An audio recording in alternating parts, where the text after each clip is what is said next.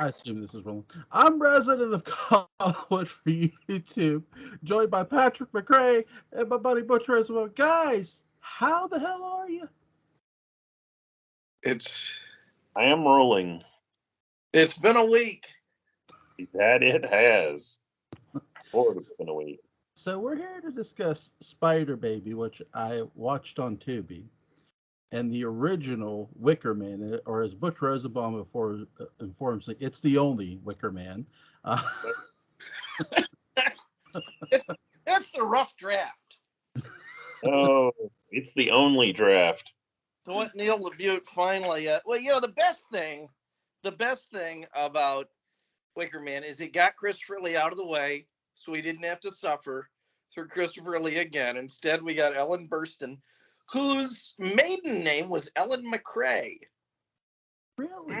Yeah, Am I detecting favoritism there, my friend? absolutely not. It's a bit of a magical name. However, here's an interesting thing. Jack Hill, I think his second movie, The Man Who Made Spider Baby, his second movie, which was called Pit Stop, which I wish had been about a gas station men's room, but instead was about race cars, had Ellen Burstyn in it back when she was Ellen McCray. Cool. So Spider Baby is. I found this movie very interesting. It's a bit like Psycho, but it dives into mental illness so much more, even heavier than what to me Psycho did. I like the fact that you have an entire family that seems, well, some seem crazy and some seem normal, but then it goes into the question, well, are they really normal? Um, it is. It is a little like Psycho. It has that great California Gothic sensibility. But I was thinking about this. So this movie was made in '67, although I don't think it got released until maybe 70 or 71. And then Texas Chainsaw was what, 74? 4 or 5. 74 or 5. So, and then Psycho was what, 60? 1960, I think. So Spider Baby, in every sense, fits right in the middle of Psycho and Texas Chainsaw. And even though it's a reach, I don't know if you would have had Texas Chainsaw Massacre without Spider Baby. I really don't. It is a much more brutal version of that film. I'm convinced you would not have had the oeuvre of Rob Zombie without it. You would have no Devil's Rejects or any of that. Crazy family living in the middle of nowhere. The other thing I'll say about Spider Baby, and then Butch, I'll pass it to you, is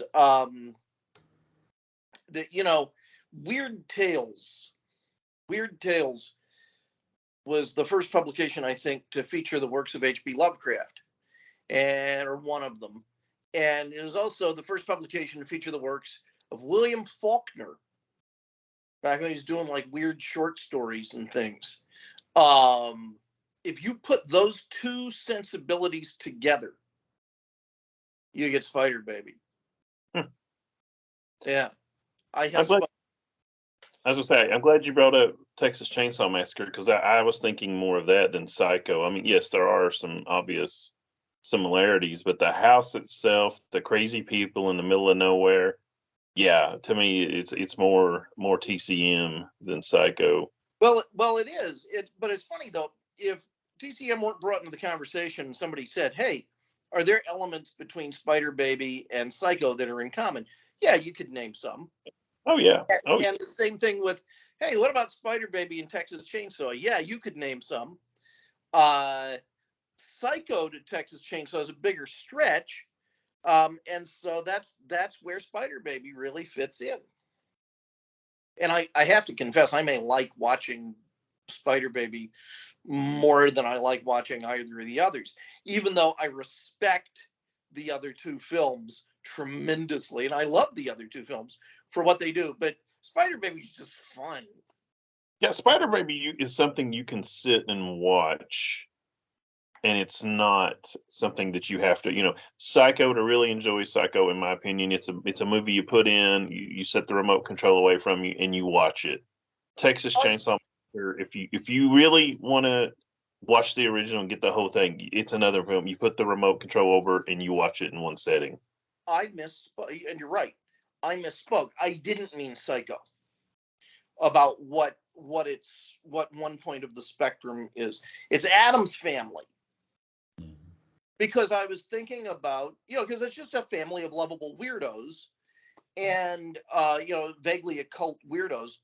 And I was thinking about it because of the Munsters and the Rob Zombie Munsters. And this is one of the reasons why I really think the Rob Zombie Munsters could have been better, maybe with a script polish or something, because it so fits for him. It is the beginning of the spectrum that he's at the other end of. Mm-hmm.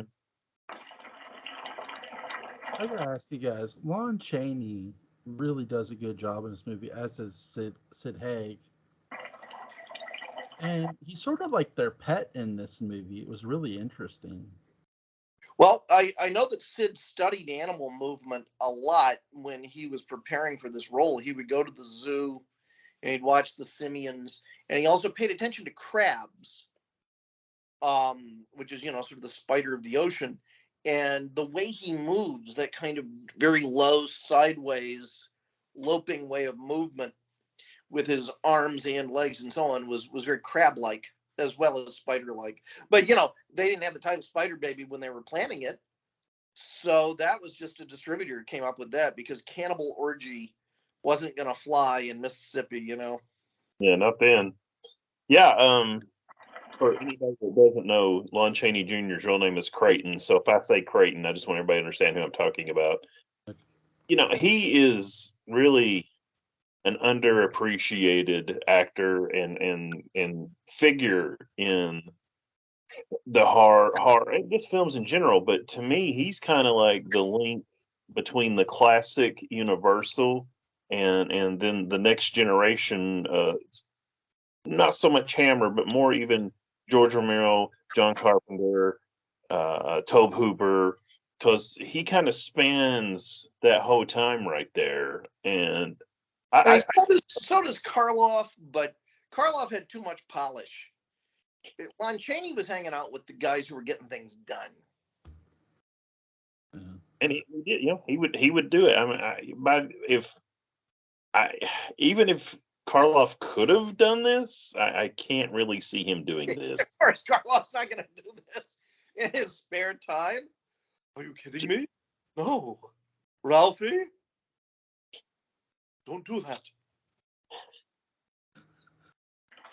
I will say this with Lon Chaney.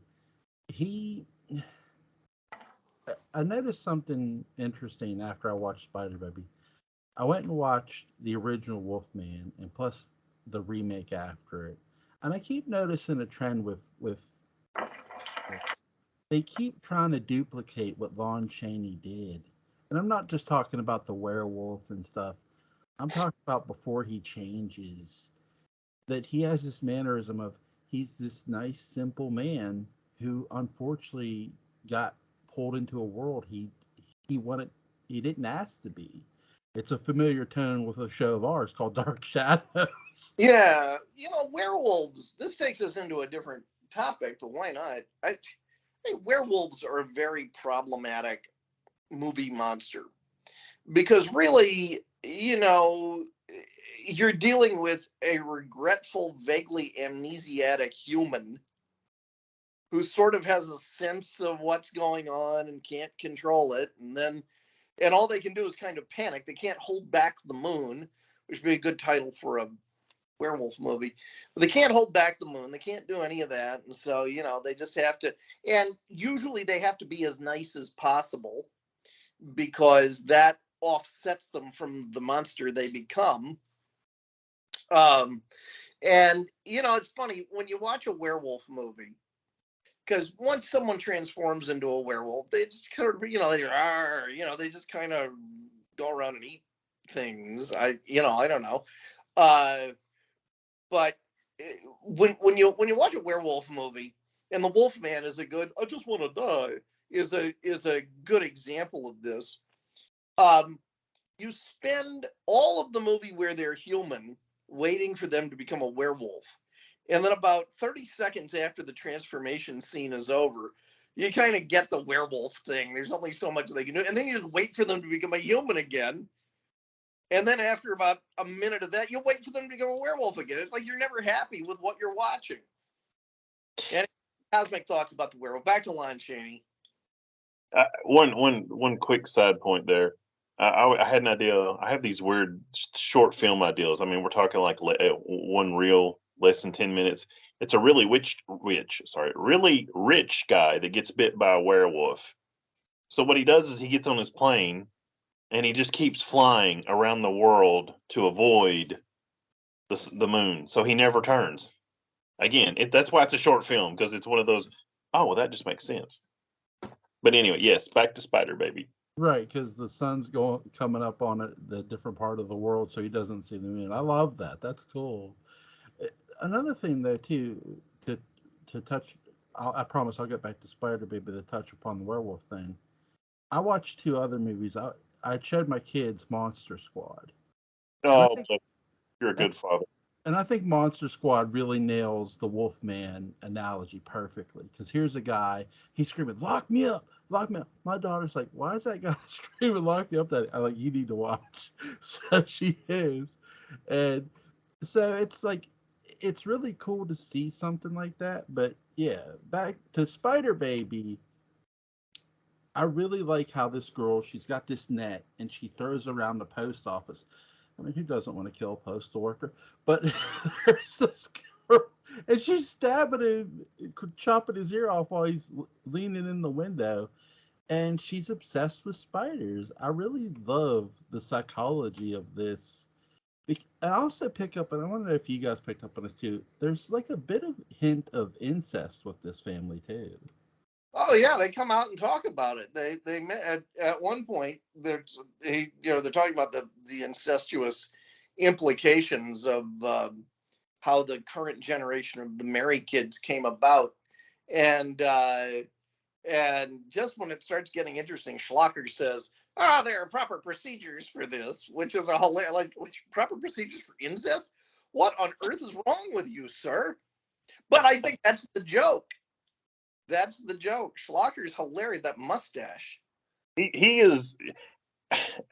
Jill watched it with me, my wife, and she's like, "Why does that guy look like Hitler?" Why does he look like Hitler?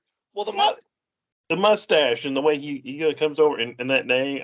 He's honestly he's probably my favorite, or at least second favorite character in the film, because he's so stupid. And in fact, I'll switch. I'll even tie it into Wicker Man. He's basically the flip side of Sergeant Howie. Howie knows what he's doing, but ends up being inept. But Schlocker is inept and doesn't know what he's doing. Yeah. I would say too, the guy in Wicker Man is actually asking questions that you would ask, and this guy's just like, Locker wants papers signed. That's it. Yep, he's there for the money. The one you're talking about, I can't remember their names now, but the actress, the brunette, her name is Jill Banner, and she used to be on the 60s Dragnet with Jack Webb. She played multiple roles in various episodes. I kept going, "Hey, that's the chick from," and I would name the episode, and I had to look up her name. I couldn't remember it. They could have gotten it the other way around and put Harry Morgan in the night dress and had him run. Nice, geez, that'd be well. Beverly Washburn's on an episode of Star Trek. Yep. I don't remember which one. I know that she's concerned about her looks. She goes to Captain Kirk and says, "I think I'm getting old," or something like that. Maybe she's in the Deadly Years. I think. I thought it was Twinkle of an Eye, but I can't remember. Might be in both. Might be. But I think Deadly Years, definitely. Wouldn't Lon Chaney have been awesome in Star Trek, the original series? What would you have cast him as? probably a Klingon. I don't want to remove Michael Ansara because he until Michael Dorn came along, he was the atypical. I'm sorry, he was the typical Klingon. I love that voice. He has this attitude, and I'd look at Lon Chaney and just go, wear it out, Creighton. Just go have fun with it. Yeah. For me, Lon Chaney is so good at being world weary and sad in this movie. I see him on DS9 as a Bajoran everyone forgot was in jail or something like that, and gets out, doesn't believe the war is over or something. What about in the Doomsday Machine as Commodore Decker? Oh, okay, I'll top you. Ben Finney. Oh God, that's perfect. Because Ben Finney's really, really tortured. That's in Court Martial. Of course, you would have made an interesting Sam Cogley in Court Martial. I wish you could put him and Elijah Cook against each other, but man, we're getting totally off the subject here. That's nothing we're not used to. With Mike Dunn as the referee at a little place on Sunset Boulevard, but that's neither here nor there. This is a family show. It is. But I will say this, that in this role, I like how he's the caretaker of the kids. The father has left him in charge, but you also find out the father's been dead a long time. So it's like he's responsible for not just looking after this house, but looking after its residents. And the people who are coming, they want to, they want the money. They smell money. They're not in it for, well, some of them aren't in it for the love, but they don't understand these girls have issues. And no,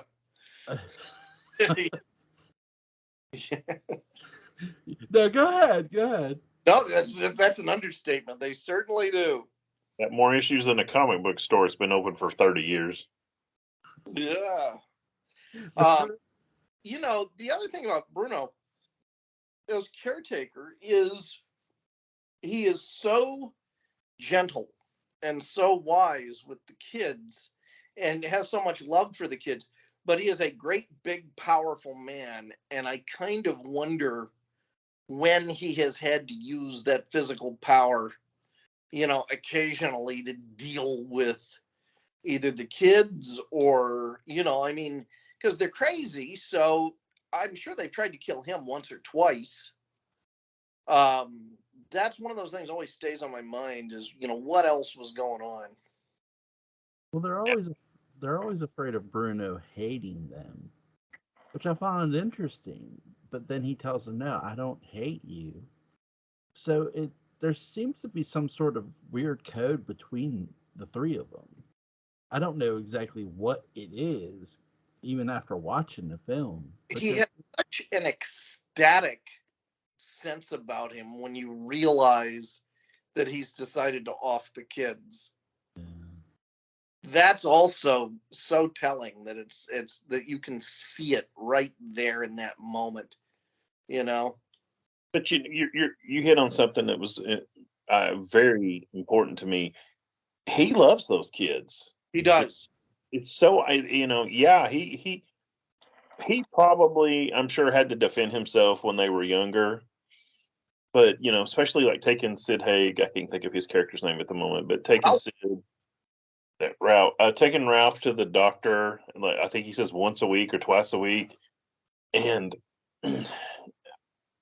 I know exactly what Patrick's talking about, and he points it out correctly, but I just kind of always took it as, here's a man that's carried this burden He's free for a long, long time, and he's free. He's like, he knows he can't he can't leave. He cannot leave those three, and then the three in the basement.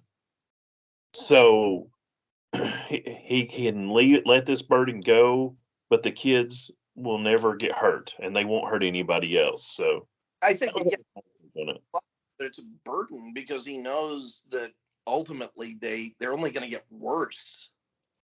to the point where he can't talk with any of them. And then what's his life going to be like? And, you know, it's just constantly sitting on top of these atomic bombs with feelings, you know?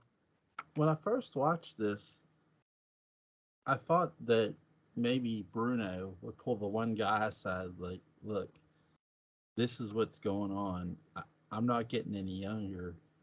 I need sort of you and her to take up this mantle and look after these two, or something really bad's going to happen. But no, he doesn't. Like you guys are saying, he gets dynamite and just lights it. Oh, we're going to play a game. I'm thinking. Well, at that point, the murders have started. You know, I think had Schlocker not been there, Yeah, and it was just the other couple, then he probably would have had that conversation at some point. yeah. I'm sure he had it in his mind. Yeah, he knew he wasn't going to be around much longer, and like the delivery guy there at the beginning, you know, this stuff. But once, you know, he kind of had control. But once, like Schlocker and was it Carol Olmhart? How is that? Yeah. You know, when all that happens, which is in a movie that's pretty weird. That part was just a little bit weirder. When all this starts happening, it's like, yeah. There's no way. You know, to me, he recognized the inevitability of this, and you know, basically, okay, we've got to stop this. It's not going. There's no getting any better. That wonderful little that he gives right before it, little devil.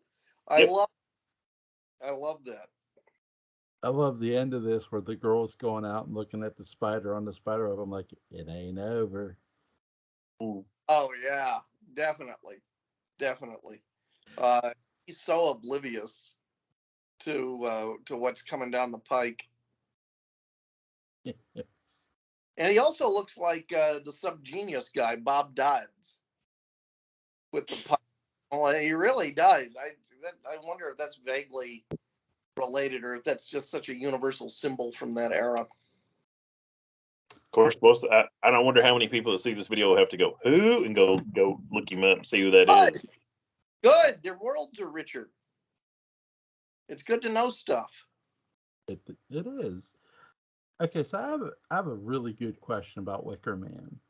When you look at the original and you look at the remake, what's the biggest issue with the remake compared to the original?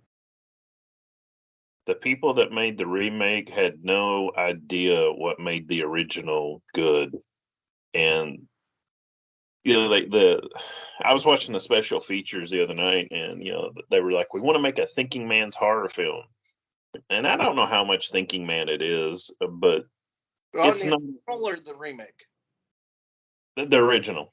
Sure. And the remake is made by people. I mean, both of you know I like the Friday the 13th films, but they were trying to make something like that. You know, let's jazz it up, let's make it modern. And it's like you're changing what made this interesting in the first place.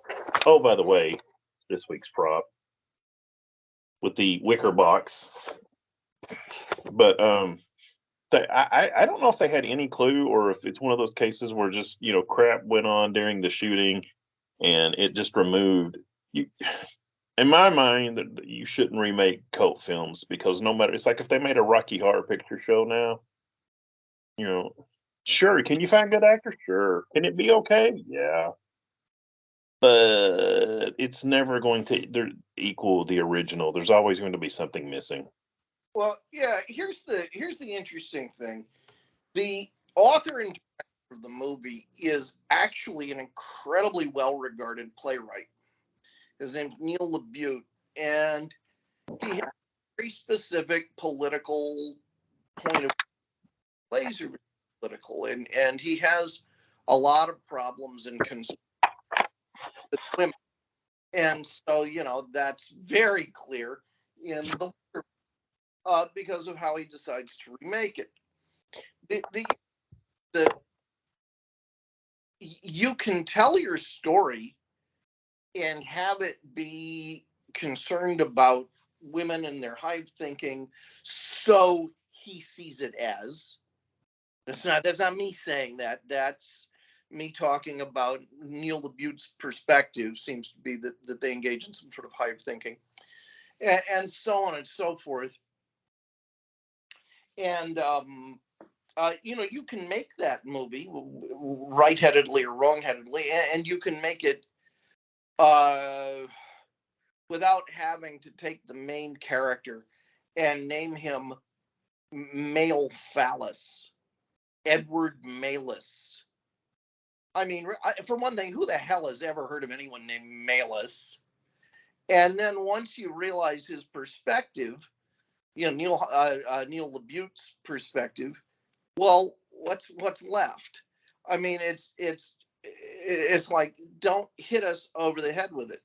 Now, the idea of seeing them in the idea of it being women, yeah, that's fine. The idea of them recruiting and seeing some of the recruiting process, that's interesting. The idea that maybe he has some ties to the island, and that his ex-wife is there, great. That certainly helps the intelligence work that they're doing. I think, all of that stuff is aces. I like it. But it is, and even some of the mystery elements early on, like he's put into deadlier traps and things, and I was okay with that. But you have the Nicolas Cage issue, where he's just a walking irony engine. I mean, a Nicolas Cage movie nowadays is about the fact that it's a Nicolas Cage movie, so that steals part of that thing. The great thing about Edward Woodward is that he is generic in the best sense. He gets out of the way of the story. But Nicolas Cage is the story. And that's a big issue with casting. So I think that's one of the issues. It's a tasteless movie. I mean, him screaming, "Why did it burn? Why did it burn?" All of that stuff. And some of the moments where, like, he's punching people and kicking them around, I thought were pretty funny. I thought I think Howie having that level of frustration is fine.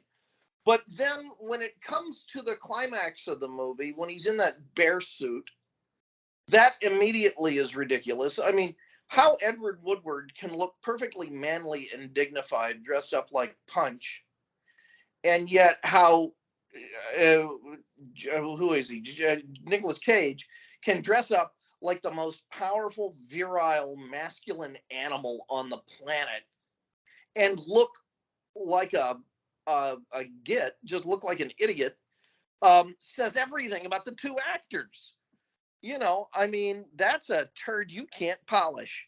And so when you got him running around in the bear suit, just the audience broke up laughing when I saw it and continued to laugh. And then they do all this needless stuff. They pour the bees over his head. Why?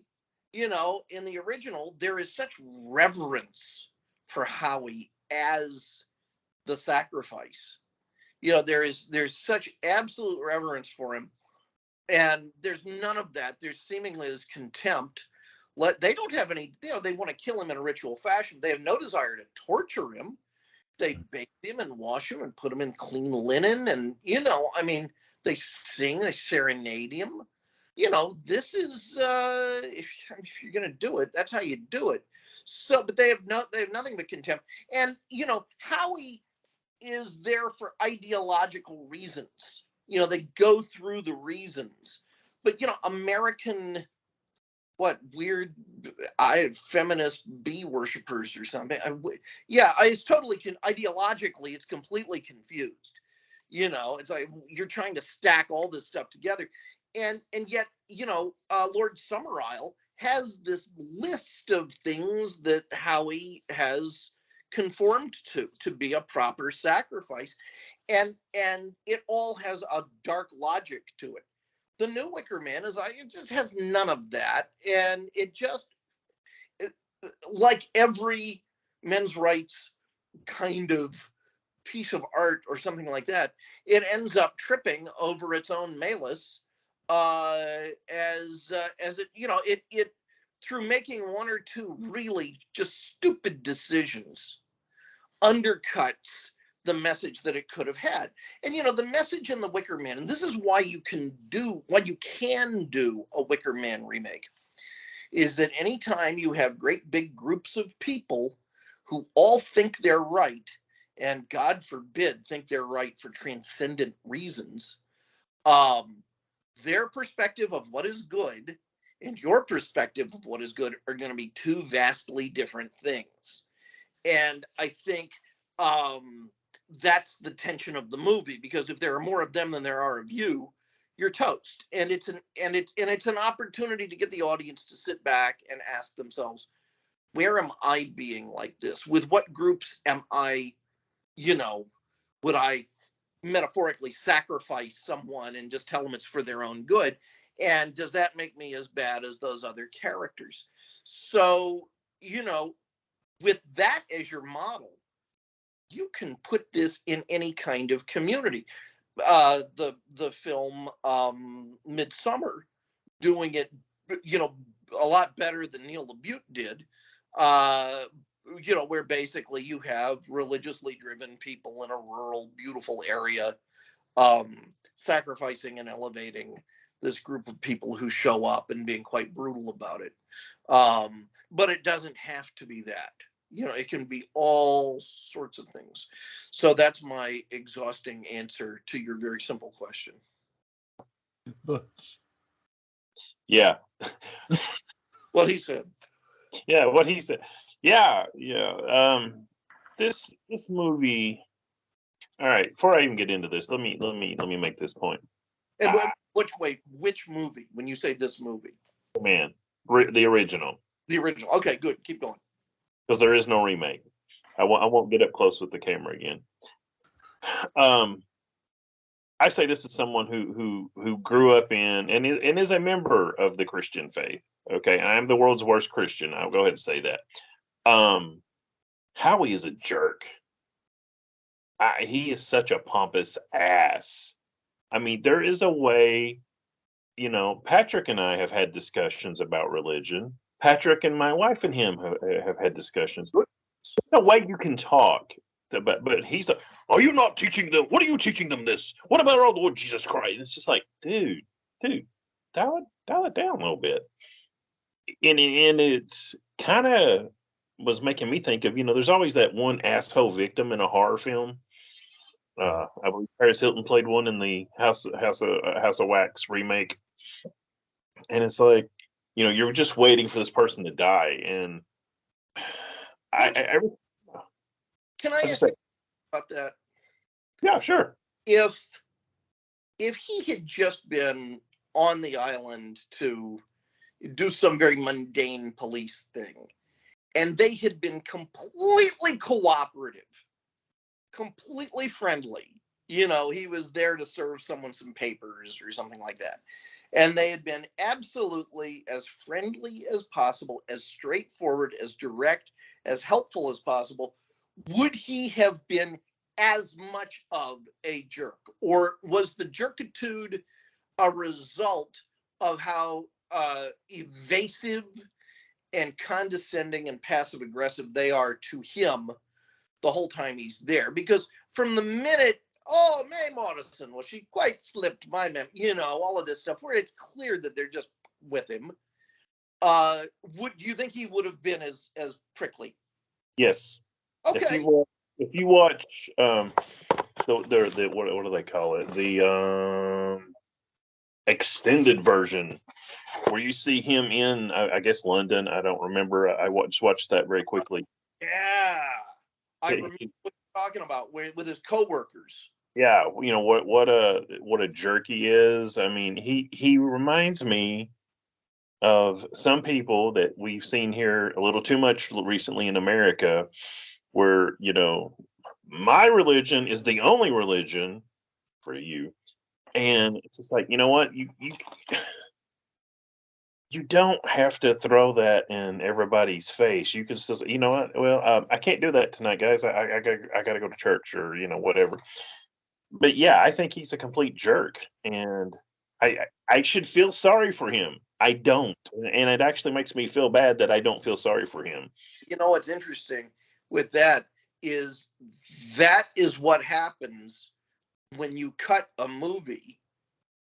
You completely change the ideological perspective of it sometimes, because for years the extended version was the only one I had seen. It aired on the movie channel when I was a kid. For some reason I had a recording of it, and they didn't even call it the extended version. They said, here's the Wicker Man.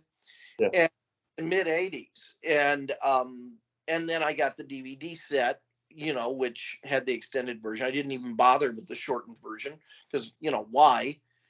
And then I saw the shortened version, which in some ways, in terms of editing, is kind of a masterpiece, in that they do get so much of the story in, and it moves so quickly and slickly. However, in that shortened version, because you don't get any of that stuff about his coworkers talking about what a jerk he is, he's a much more sympathetic figure. That sense of, oh, well, the old prick has it coming. No, then it makes the Islanders look worse. And I wonder if that's on purpose, because it becomes ideologically a much more black and white movie. I'll say this with the original compared to, my apologies, Butch, the remake, but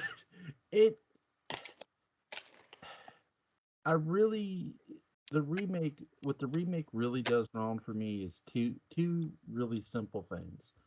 Number one, they cast somebody who's too well known. That's number one. Number two, like you guys touched upon, they center the movie too much around Nicolas Cage and not so much the character. And I think that's a part of the issue with the remake too. Another part of the issue is you sort of do get the sense that Nicolas Cage's character is a jerk too. When he's he's very, how do I put this? He's very demanding. So you don't, to me, when Nicolas Cage's character gets killed off in the remake, I'm like, thank God, this is goodbye. With the original, I do feel sorry for that character. And here's the thing too. The Islanders, and here's another big difference here. The Islanders in the remake compared to the original, the Islanders, you touch upon this, Patrick, they so cruelly beat the shit out of him and want him dead. Whereas in the remake, they're serenaded, like you said, they're serenading. They're the other way. And no, they treat him relatively well. What? In the remake is the one where they brutalize him. Right, I said that in the remake. Oh, I'm sorry, I misheard you. It's okay. In the original, I love how when he's up in the Wicker Man, the tall thing, he's praying to God. He's literally, I love this because it's better. Even though he's dying, he could. It's easy because you always hear it's easy to lose faith, and it is. Here's this man who's dying. He doesn't have to find faith at the point while he's dying, yet he does. And I think that's a really, even if they did show, like, even if I saw the extended version and saw the jerk coworker thing, you guys, I'd still feel sorry for him because he's repenting to me by the end. Where Cage's character, it's like, what the fuck did he repent for? Nothing. Not a goddamn thing. Yeah, I mean, the first film is a beautiful film of faith for two different faiths. Yeah. And it's a film about what will you do for your religion. And even though he's a human sacrifice, the Bible is full of martyrs, as Lord Summerisle points out. And he is the perfect.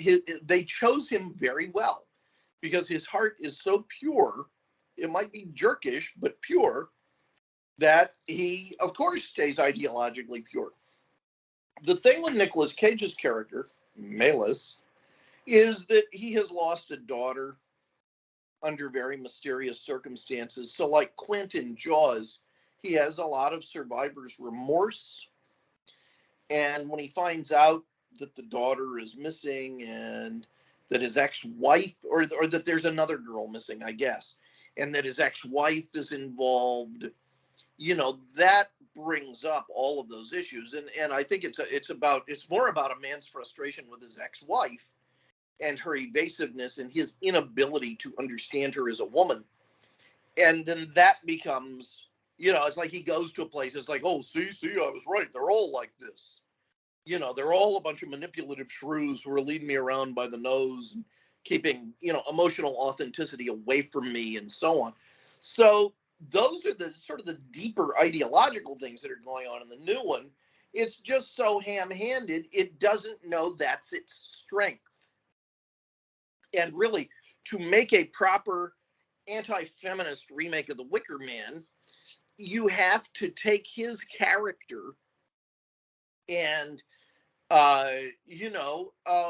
you have to give them on the island very good reasons for their gender separatism and for keeping the young women kind of away from him and all of that, rather than just making them a bunch of monsters who create mutants and castrate people. That's just dumb filmmaking. Because in the original Wicker Man, you have strong, respectful ideology versus strong, respectful ideology. And we see what happens when they bump up against each other and one sublimates to the other, or submits to the other because it has to. The remake could have done that, where we walked away understanding a little bit more about the resoluteness that feminism can give a community that's been wounded, and the resoluteness of men who do not feel like they are part of the problem, but are nevertheless being excluded and tortured, and that at a certain point we have to be able to have both these stories happening and see what they do. But Neil LaBute keeps getting in his own way by issues of taste. It's a movie in poor taste. Butch? Yeah, Patrick. I would much rather see Patrick's version of Wicker Man than sit through the other one, because to be honest with you, I never have finished. It's like I pause it and I come back, and I only saw it once. I've not seen it completely once, to be perfectly honest. I mean, I've seen the important scenes. I think also, at least for me, and as both of you know, and anybody that's seen any of these videos where we're talking about horror films, let me express again my love for Sir Christopher Lee. So automatically, my sympathies were with him, because he's such I love him. I would watch that man in any. I would watch home movies of like him walking around putting groceries up. Oh, I don't know where this goes. Why do you have to put this here? I wish I could do a proper Sir Christopher Lee imitation. And Joel here is actually just listening to him talk about how he doesn't lose his faith. Actually, has kind of given me a little bit of a fresh sympathy for him, because it would have been easy to stand up there and stand, sit, whatever, curse at him and lose his faith, and he doesn't. So that gives a whole different, for me, I hadn't really even thought about it. It gives me a different twist on him. Well, Howie's jerkitude is not because he's a bad person. Howie's jerkitude comes from the fact that he is consistent to the ideology that makes him a good person. He's just going to go all the way with it. And that keeps our sympathies with him the whole time. He is not a hypocrite. And the things he's representing are, on the whole, good. Law, order, What do you think? Christianity is a nourishing thing, that gives him meaning and a compass. What do you think if they had, in the original, same actor, same everybody, but had, and I always think this when I see that they're at the Green Man Inn or the Green Man Pub, if Howie had been a little bit more like Lancelot or who was it that saw it? Was it Percival? person, one of the questing knights of King Arthur, and Uh-huh. this quest, and just hello, I'm here from the king. I'm here. I'm searching for this, and had kept kind of that green man. Who is it in King Arthur that goes with the green man? It's Gawain? Sir Gowan. Gawain. Yeah. If he was more like Sir Gawain rather than slightly pompous Edward Woodward Sergeant Howie, I think that would be it. I don't know. Maybe I would hesitate to change anything about a classic, but I just think that would be an interesting thing to introduce. Have it a little have a little more Arthurian, and I mean you can still have the same ending. I'm not saying change the ending or anything, but just kind of change the character a little bit and have like a little Arthur questing knight going on in there. Mm-hmm. Would have been a good movie. Yeah, I like that. What's you guys' favorite scene in Spider Baby and in the original Wicker Man? Butch. Spider Baby, gosh. Patrick going to come behind me and come up with better ones. So, but I'll go ahead and give you the one that jumped out of my mind is I try to anticipate your questions, and I was coming up with we're trying to come up with one with Spider Baby, and it's a scene that it's not really funny, but it does kind of make me laugh. It's when Carol Omart, I always thought that Ralph had killed her, and then towards the end she Oh, easy. yeah, oh my god, it's like woo. And for whatever reason, when she shows up at the end in the house, I always think of House on Haunted Hill, which of course she was in. Except this time, she's the skeleton. She's the one prompting the there. So it's just her return because honestly, every time I know, of course, but the first time I saw the film, I thought she died. So her coming back was kind of interesting. Mm-hmm. I know it's kind of underwhelming, and but that's always just kind of mine. And let's see, favorite scene in Wicker Man. Um, Probably the seduction scene between Edward Woodward and Britt Eklund. Um, you can tell he wants to spend some time with her. Let's be nice. Well, she plays Mean Wall. And but he actually stays true to his himself and his faith, and that for me is kind of a metaphor for what a good faith should do is help you, if you will, resist temptation and not give into that. Though my interesting thought was, what if he did go in there? What if he went into her room when she was doing that? There goes your sacrifice. If everything consummates, let's put it that way. Yeah. Patrick? Well, for one thing, I think they probably put some saltpeter in the food just to make sure.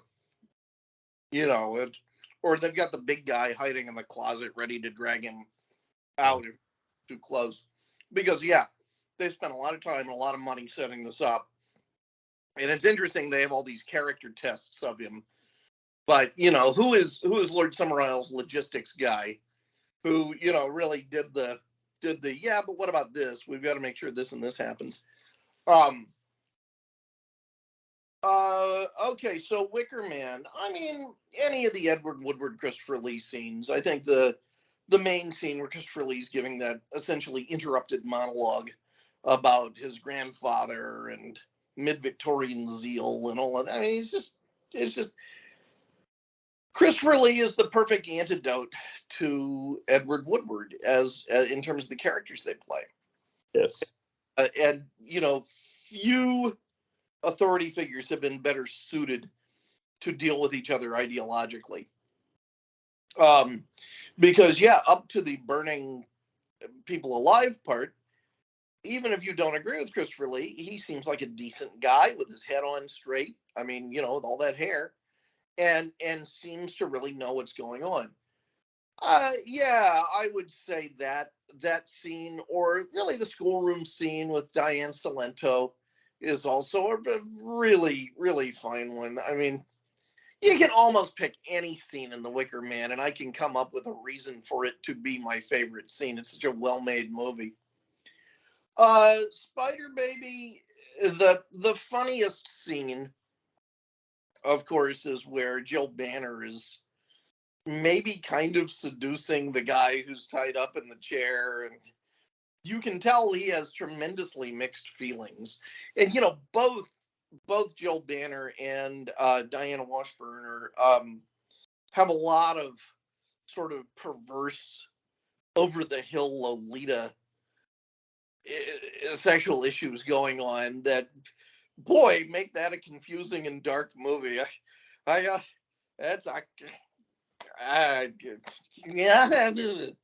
So there's that. But my favorite scene has to be where really, I think it's the last real scene with Bruno and the kids. And you see Bruno, that moment of realization about the dynamite, but he's got a heart the size of Canada. Just that sense of compassionate woe that Lon Chaney Jr. carries around with him. It's such a beautiful scene for him as an actor to get to do something so modern and so subtle and so real. It's the best writing he was ever given, and he really nails it. Yep. So, yeah. My favorite scene in Spider Baby is when the woman is dressed for bed. Sid Haig's character spied on her, and as I told my wife, do you have an outfit like that for bed? And if you do, where is it? Feel like it would fit you. My favorite scene in Wicker Man, I love the choreography of the singing. It's really well done. Oh yes, the songs are amazing. Even if I can't understand a word in any of them. I mean, it's practically a musical. Yeah. The director told the people halfway through the film, he said, "We're making a musical," and they kind of are. They kind of are, yeah. Speaking of Carol Umhart and her little outfit that you were talking about, I don't know if Jill looked at her phone or what, but she looked up. She goes, "Why is she dressed like that?" And I'm like, "Everyone is like that." I said, you turn around and you could see, as Joe Bob Briggs would say, her two outstanding talents. And she goes, "Oh yeah, that's why you hired her. She was the eye candy." Well, all Lon Chaney Jr. This box set, I really love it. I got lucky, got it when it first came out. The problem with it is it's early Anchor Bay, and as I know Patrick at least used to know and probably still does, early Anchor Bay never put closed captions on anything. I don't know why. They would do all these, special features and interviews and commentary, and you'd be like, yes. And especially the older I get, the less I can hear. And some of these accents in Wicker Man are just so strong. It's like, what did they say? It's and I angel string.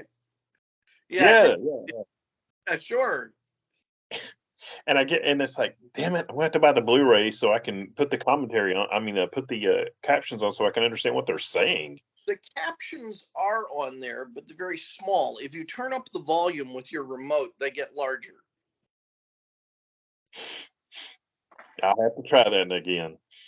Now, here's a question, because I don't know. Do they have the original Wicker Man on Blu-ray?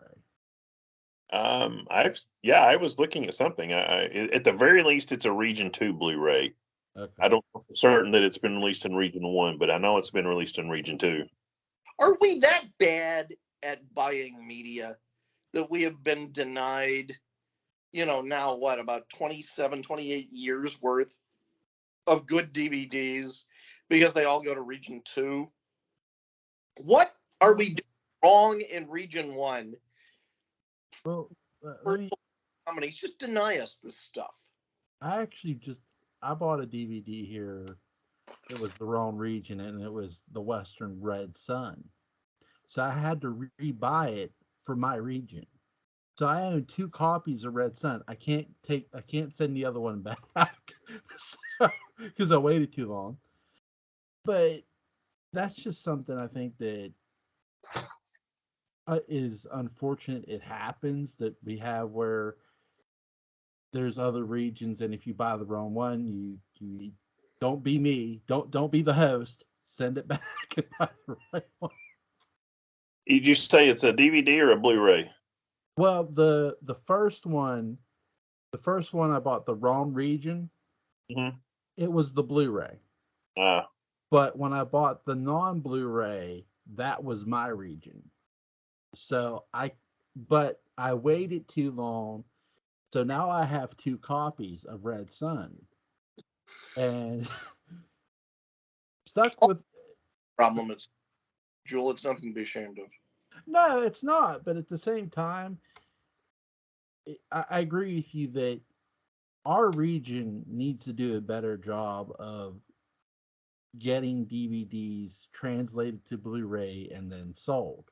Is it I wonder if it's a rights issue, because I know when Shawshank Redemption came out, it had been out in Region 2 for 6 months to a year with a Morgan Freeman commentary. And then when we get it here, it's supposed to have that commentary. And that commentary was removed for some reason. I never did hear why. Universal was especially bad about that. They had an amazingly loaded Uber Deluxe Flash Gordon with a Brian Blessed commentary and all of that. That, American fans would have loved. No reason to deny us that. Well, we were denied it. Well, let me give you another one too. It's not so much. It wasn't so much a regional issue, and I don't know why Dimension made this decision to do it this way. When Rob Zombie's first Halloween movie came out, guess what? They only released they had released the unrated version. They did not release the theatrical version, the movie I saw in theaters right away. So we bought the unrated version. And I just told my wife, well, they'll eventually release the theatrical. They did. And I thought, well, you know what? What's the sense? I already own it. I didn't want to buy another copy. I didn't feel like it. I wish I would have, because guess what? Can't find the theatrical cut anymore. Yeah, I bought the unrated. I did the same thing. I bought the unrated, and I can't remember which scene it was. I want to say it was the Bill Moseley "Happy Halloween" when they go to let Michael out when he escapes. Yep. Whatever scene. There was one scene I really liked, and it was cut out of the unrated, and it's like, oh no. That was a fad that went on for a while. I think it's over now that streaming is the predominant model. But, I think the studios figured that they will sell more copies if people see the word unrated. And, they're playing fast and loose with that term, because it makes it sound like we couldn't get the rating we wanted with this cut of the movie. So we had to give you something lame in the theaters. And now you're seeing the real version. Well, yeah, that's the director's cut is what they call the real version when that sort of thing happens. In this,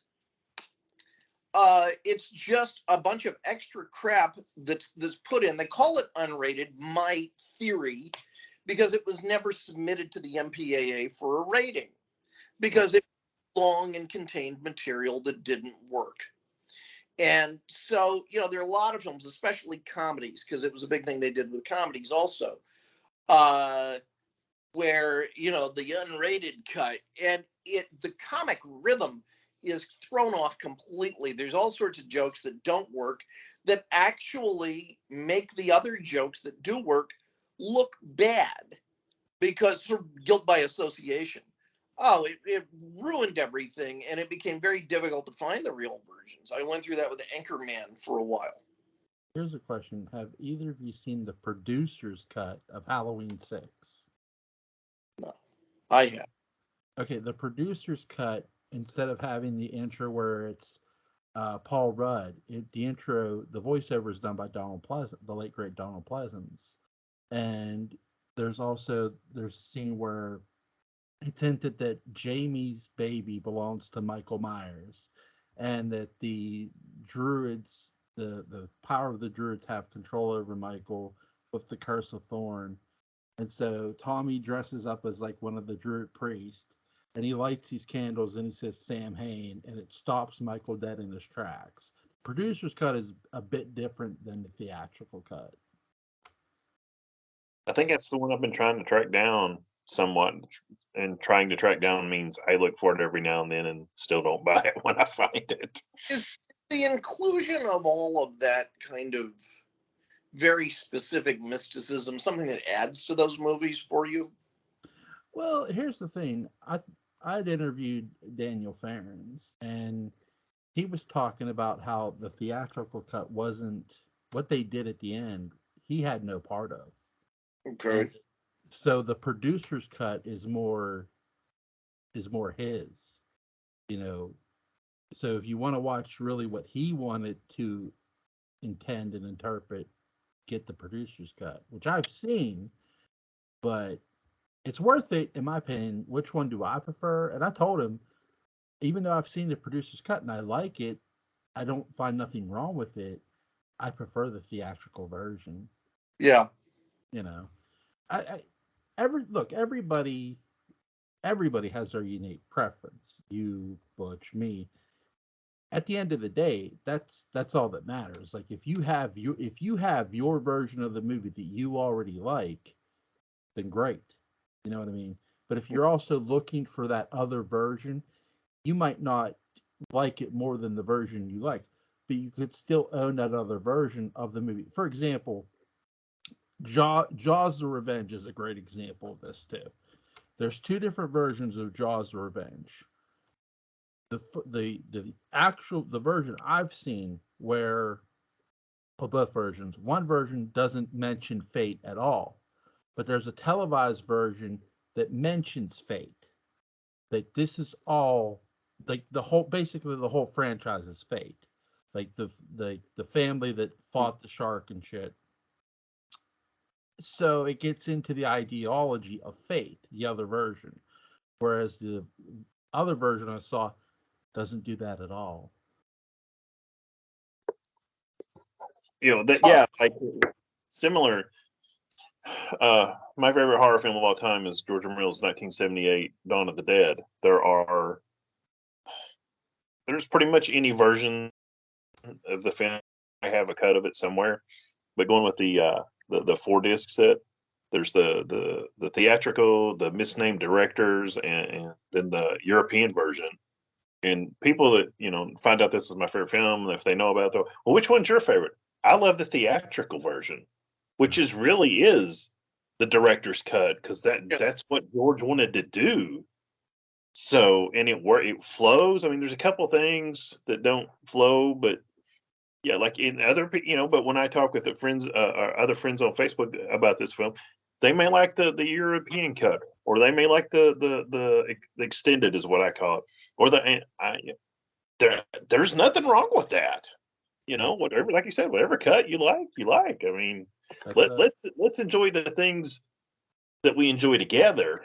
Yep. And maybe even talk about, well, Joey, I like this cut better because of blah, and you don't like it because of blah, and discuss and learn from that, rather than just, well, Joel's an idiot because he doesn't like the version I like. Yeah.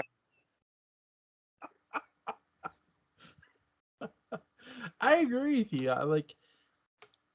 Look, there's things out there, like I was just talking about the Rob Zombie thing too, where again, when you release an unrated version of a film, look, I'll buy both versions. I have no issue doing that. But at the same time, I sort of wonder now, whether it's unrated or just another cut of the film, are studios going to now do this where they're just releasing one cut of the movie? I don't think they will. And it's just, you know what? We'll release another cut later, and that will be the cut you actually saw the first time. I hope that's a very labyrinthine process, a lot of moving parts, but it could be. I hope not, because again, I don't mind buying 2 copies. Again, my one regret is not buying the theatrical cut of Rob Zombie's Halloween, and I should have. But in my defense, I'll say this: I never thought it would be to the point of where you're never going to see it again either. Because usually you do with stores at that time, especially because there was FYEs, there was all this other stuff. Not so much anymore. It's just pretty much like Walmart or Best Buy. But I could probably get it online. I might go ahead and do that if I could find it. But I'll say this: if knowing what I know now, yes, I do wish I would have picked it up then. Yeah. Yeah. So, is there anything you guys want to add before we get on out of here? It's been a long week. I'm sorry, man. No, it's been a long. Yeah, but this was the highlight, definitely, Jewel. Thank you. Anytime, guys. So we're gonna do what, Reanimator and From Beyond next week, or what are we doing? Sounds great. Yeah, Reanimator and From Beyond next week we'll do. And next Saturday, is there a time you guys like? Is 10:30 good, or do you guys need later? Fine. If anything comes up and you all know what I'm talking about, I'll let you all know as usual. Yeah, and if it does, we'll just postpone that one. You know what I mean? Because I want to do it with both you guys. Because it's cool. Like, you know what I mean? But guys, Patrick, Butch, God bless you both. Peace. Have a great night. You too. Take care, buds. Bye. Thank you.